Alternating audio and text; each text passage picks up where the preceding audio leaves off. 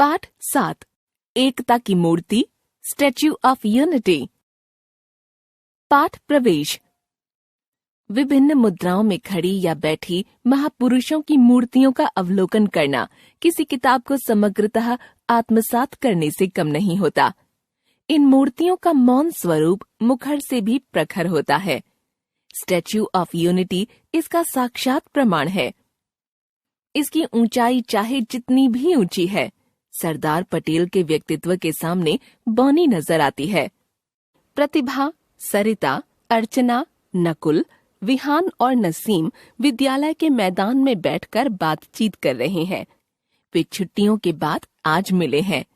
सभी एक दूसरे की छुट्टियों के विषय में जानना चाहते हैं।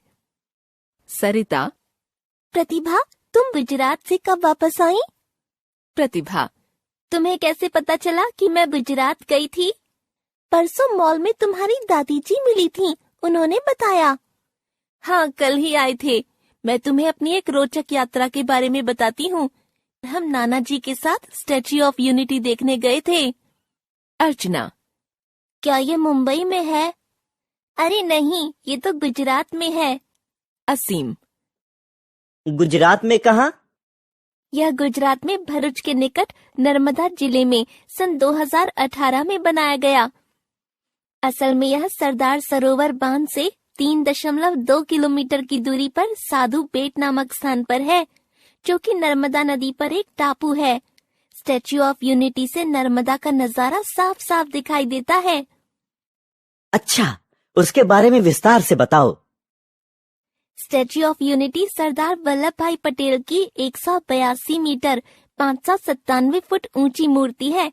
आधार सहित तो इसकी कुल ऊंचाई 208 मीटर 682 फुट है। इतनी बड़ी मूर्ति को बनाने में तो बहुत समय और पैसा खर्च हुआ होगा।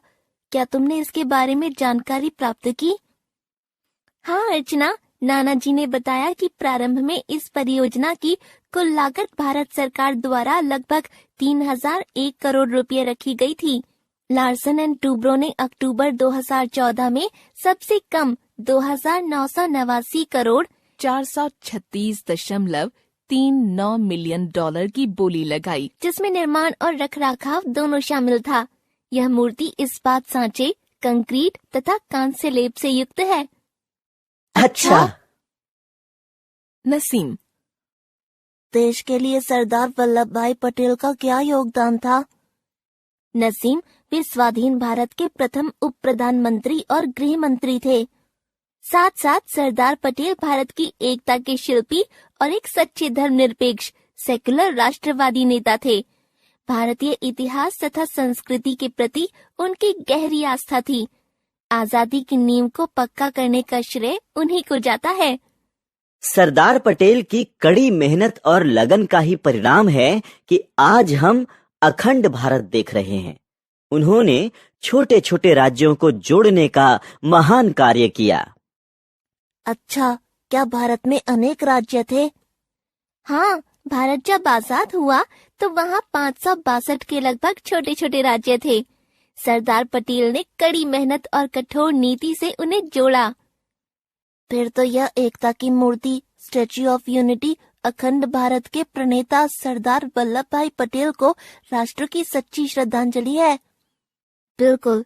एक और खास बात यह है कि इस स्मारक का शिलान्यास 31 अक्टूबर 2013 को सरदार पटेल के 138वें जन्म दिवस पर गुजरात के मुख्यमंत्री नरेंद्र मोदी ने किया और बाद में स्टैच्यू ऑफ यूनिटी का अनावरण भी नरेंद्र मोदी यानी तत्कालीन प्रधानमंत्री के हाथों से 18 अक्टूबर 2018 को हुआ।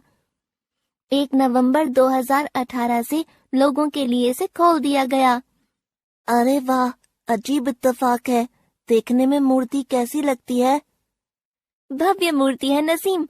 इस मूर्ति पर कांस्य लेप किया गया है। इतनी ऊंची मूर्ति तक पहुंचने के लिए लिफ्ट तो लगी होगी ना? सब हंसते हैं। हाँ, मूर्ति की 3 मंजिलें हैं। प्रदर्शनी फ्लोर, छज्जा और छत शामिल है। छत पर उपवन, विशाल संग्रहालय तथा प्रदर्शनी हॉल है, जिसमें सरदार पटेल के जीवन तथा योगदानों को दर्शाया गया है।